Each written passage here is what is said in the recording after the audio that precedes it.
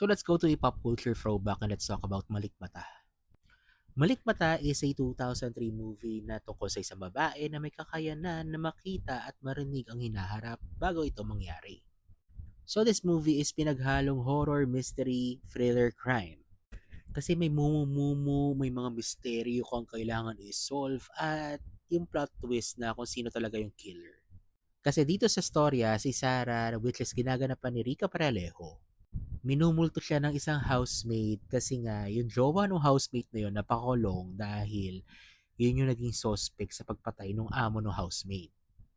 Pero as the story goes by, maraming mga pinagbintangan kung sino talaga yung tunay na tumegi-bambam dun sa amo ng housemate. Tapos, para makatulong sa pag-solve ng crime, parang merong isang grupo doon, kina Eugene Domingo, na may nakakita, may nakakaramdam, may napapasukan. At ako ang pinapasukan. Pinapasukan ng ano?